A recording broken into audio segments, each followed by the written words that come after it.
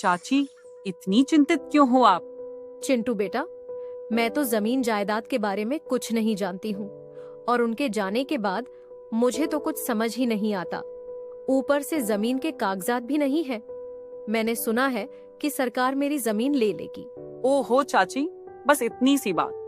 क्या मतलब? ये तो बहुत बड़ी समस्या है।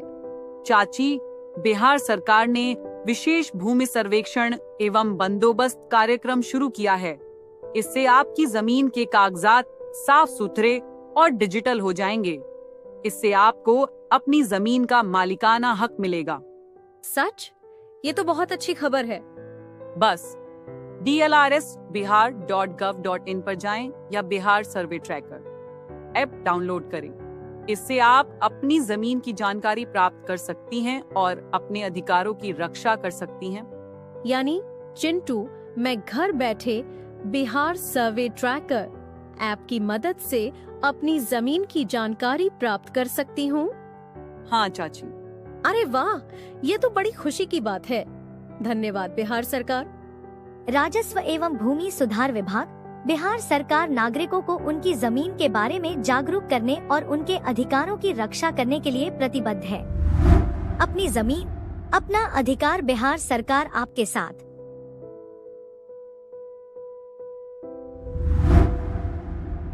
किसान भाइयों, कैसे हैं आप लोग? आशा करता हूं सभी कुशल मंगल हों।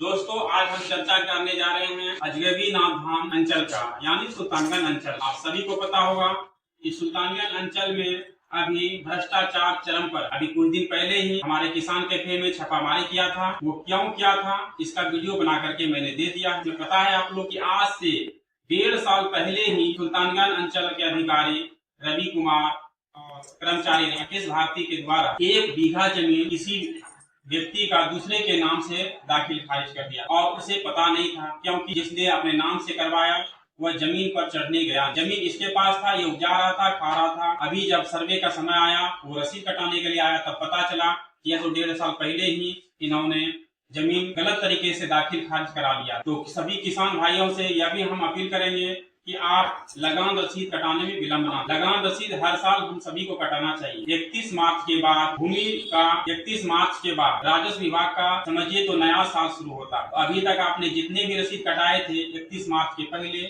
वह सब आप गाना हो गया।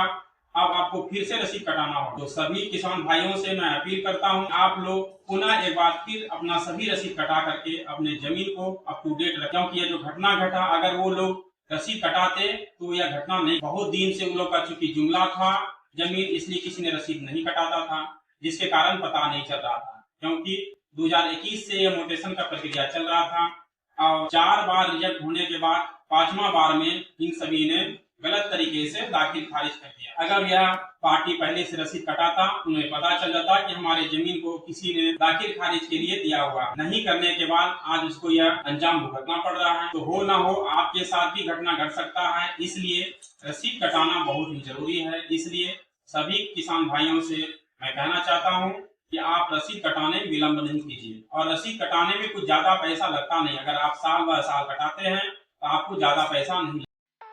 अरे प्रिया, क्या हुआ? तुम कुछ परेशान लग रही हो। मोहिनी, तुम तो जानती हो मैं अपने माता पिता की इकलौती संतान हूँ और मेरे रिश्तेदार मेरे पिताजी की जमीन को कब्जियाना चाहते हैं। मैंने सुना है कि सरकार मेरी जमीन ले लेगी। ऐसा कुछ नहीं है और तुम्हारी जमीन तुमसे कोई नहीं लेगा। बिहार सरकार ने विशेष भूमि सर्वेक्षण एवं बंदोबस्त कार्यक्रम शुरू किया है। इससे तुम्हारी जमीन के कागजात साफ सुथरे और डिजिटल हो जाएंगे। इससे तुम्हें अपनी जमीन का मालिकाना हक मिलेगा। बस dlrsbihar.gov.in पर जाओ या बिहार सर्वे ट्रैकर ऐप डाउनलोड करो। इससे तुम अपनी जमीन की जानकारी प्राप्त कर सकती हो और अपने अधिकारों की रक्षा कर सकती हो। अब मेरी सारी तकलीफें दूर हो गई। धन्यवाद राजस्व एवं भूमि सुधार विभाग।